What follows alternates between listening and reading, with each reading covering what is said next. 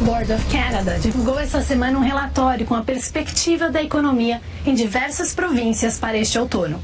Toronto aparece como um dos líderes de crescimento do Canadá neste ano e no próximo, com desenvolvimento previsto de 3,7%. O mercado de trabalho também será afetado com um total de 85.200 novos postos de trabalho, enquanto a taxa de desemprego deverá cair para 6,7% em 2018. Apesar do cenário favorável, conseguir um emprego não é fácil e os desafios aumentam quando estamos em um país estrangeiro. Career Coach e recrutadora de talentos Cibele Zedan conversa conosco sobre o processo de seleção canadense e como se preparar para ele. Muito obrigada pela presença, seja bem-vinda. Obrigada a você, Camila, obrigada pelo convite. E você, Cibele, você sente que o mercado realmente está aquecido? Tiveram novos postos de trabalho abrindo, mais candidatos? O que você está sentindo? Sim, com certeza, Camila. A gente sente desde o início de setembro que o mercado tem sido bem aquecido, tem estado bem aquecido e a expectativa é que ele permaneça aquecido pelo menos até o início do próximo ano. As empresas estão nesse momento fazendo a questão mais de budget, entender um pouquinho como que vai funcionar o quadro de funcionários para o próximo ano fiscal. Então, inclusive, os profissionais têm sentido bastante esse crescimento, esse aquecimento também. E o primeiro passo para a gente conseguir um emprego num país estrangeiro é um bom currículo, certo? Certo. E existe diferença dos currículos que a gente está acostumados? Existe algum modelo mais canadense, mais próprio? Existe sim. Existe o modelo que a gente chama o molde canadense e tem algumas diferenças. Por exemplo, no currículo aqui no Canadá a gente não põe, por exemplo, informações pessoais como idade ou estado civil. Uma informação muito importante com relação ao currículo também é que não dá para ter um currículo generalista. Tem que ter um currículo para cada uma das vagas que você se aplicar. Tem estudos que mostram que um currículo tem que tomar a atenção do recrutador por 6 segundos. Então, é importante que tenha palavras-chave nesse currículo e que esteja bem alinhado com a descrição do trabalho. E onde a pessoa pega essas palavras-chave? Normalmente nas vagas que elas se aplicam tem o job description, então ela pode usar essas palavras-chave, esses termos técnicos mais utilizados dentro de cada uma das áreas de atuação. Uma coisa muito importante também é a cover letter, que é uma coisa que a gente não está acostumado e aqui faz muito sentido. É importante que você também tenha uma cover letter que seja um elo de ligação entre a sua experiência anterior e a vaga que você vai se aplicar. Então você precisa mostrar como você está qualificado e como você se encaixa com esse trabalho. Exatamente. Por que você é a pessoa ideal para aquela vaga.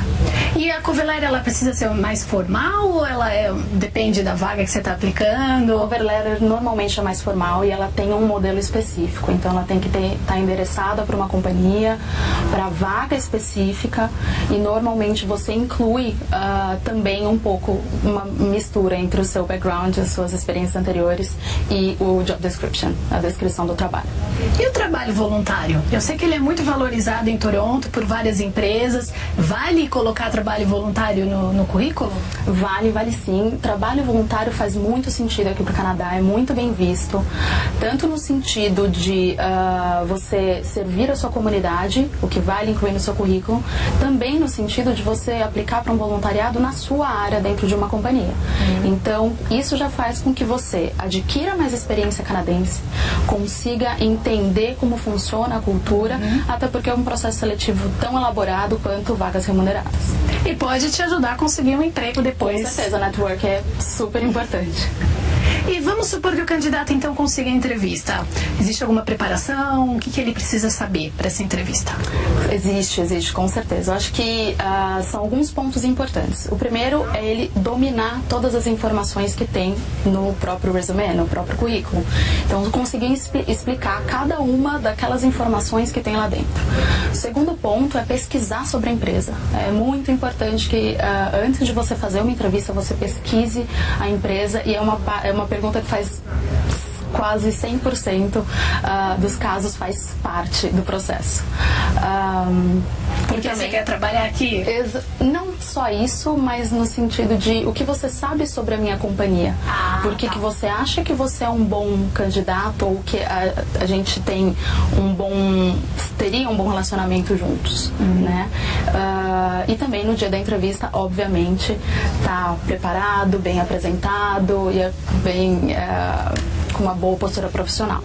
E o candidato, ele precisa ficar atento àquela algumas perguntas que aqui são ilegais, alguma coisa que o contratante não pode querer saber? Tem sim. Tem algumas perguntas que são ilegais aqui, como, por exemplo, qual o seu status no país. Então, o recrutador, ele não pode perguntar qual o seu status no país, ou algumas informações pessoais como a sua idade, seu estado civil, a sua religião, por exemplo. Então, Pra mulher, se quer ter filho, alguma coisa assim. Exatamente. Então, essas perguntas mais pessoais são ilegais, aqui elas são consideradas ilegais, e o que nós, recrutadores, perguntamos que muitas vezes as empresas precisam saber, enfim, ter essa informação, é se as pessoas podem trabalhar legalmente no Canadá.